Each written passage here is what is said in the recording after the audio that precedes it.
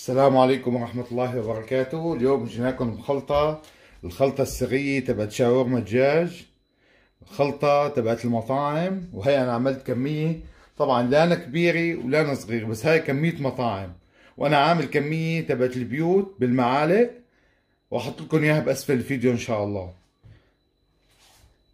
عندي هون نص كيلو بهار كاري، هي زنته بالميزان مشان تعرفوا العيارات المضبوطة مع المطاعم. وإذا حابين تعملوا كمية كبيرة بتزودوا الكمية كيلو، طبعا كل شيء بزيد والتقادير نفسها تقريبا. عندي هون نص كيلو بهار كاري، عندي فلفل أبيض 250 جرام، عندي حب هال كمان 250 جرام، عندي زنجبيل 125 جرام، عندي قرفة، القرفة حوالي تقريبا 100 جرام، حتى أنا حاطط 75 جرام بالضبط، بس إذا حطيتها 100 جرام ما بيأثر. عندي هون زعتر، الزعتر 50 جرام،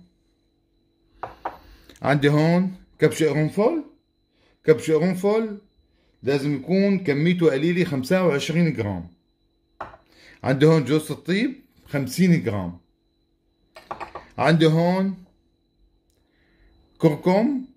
طبعا هاي الكركم انا اجتهاد مني، انا عملتها بالكركم طلعت كتير طيبة وعطى الصيخ كتير لون حلو. طبعا كمية قليلة، شي 25 جرام بس هدول هني. وعندي هون اكليل الجبل، طبعا اكليل الجبل بده طحن، انا جايبه ولا بدي اطحن وحط معاهم. تقريبا بدنا نحط شي حوالي 25 جرام بس مطحون. ها بس انا اجيتكم اياه حب عشان تعرفوا، او طبعا اذا ما موجود ما في داعي تحطوه عادي. وحتى في عالم بحطوا بابريكا كمان، البابريكا تعطيها كتير طعمة طيبة للشاورما. طبعا بابريكا حلوة، هي الفلفل الحمراء بس حلوة تكون مرحية، يعني هيك كمية بدها 50 جرام بس. ها هي خلطة الشاورما وسر خلطة الشاورما تبعت المطاعم. اهلا وسهلا. هلا نحن رح نخلطهم مع بعض، نرجيكم كيف طريقة خلطهم عادي، بس يتجانسوا مع بعض خلاص. اول شغله نحن نحط البهار الكاري اكيد،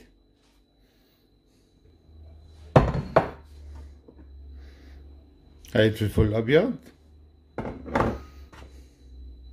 هاي حب هال 250، طبعا نص كيلو بهار الكاري 250 جرام، حب هال 250 جرام فلفل ابيض. عندي هون من 75 لل 100 جرام، بس يفضل نحطه 75. قرفة، عندي زنجبيل 125 جرام، عندي الكركم 25 جرام، عندي جوز الطيب 50 جرام، وعندي كبش قرنفل 25 جرام. هلا بنخلطهم، تخليطهم كتير سهلة وبسيطة بهالطريقة هيك.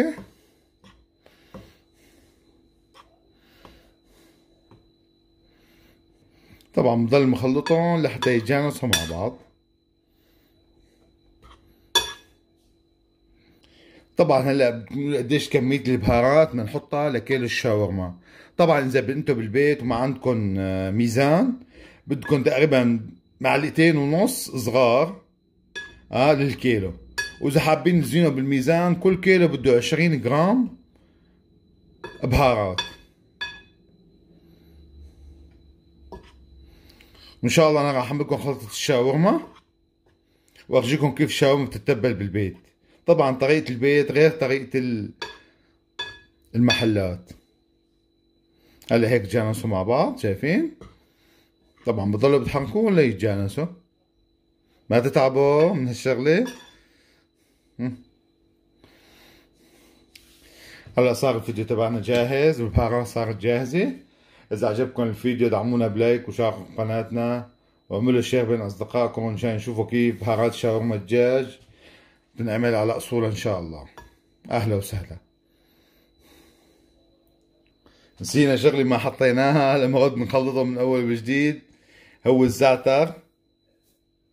راحت عن بالنا بس ما شفتون، لهلا عم طلع هيك شفتون. بنغد بنخلطهم ليتجانسوا. طبعا في اكليل الجبل اذا ما متوفر، انا هلا راح اطحن واحط شوي.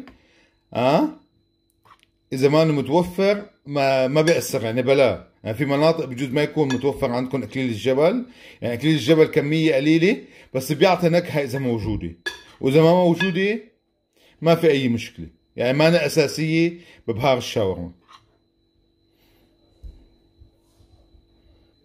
إذا عجبكم الفيديو دعمونا بلايك وشاركوا بقناتنا واعملوا شير بين أصدقائكم عشان تشوفوا كيف بهارات الشاورما بنعمل على أصولها إن شاء الله. أهلا وسهلا.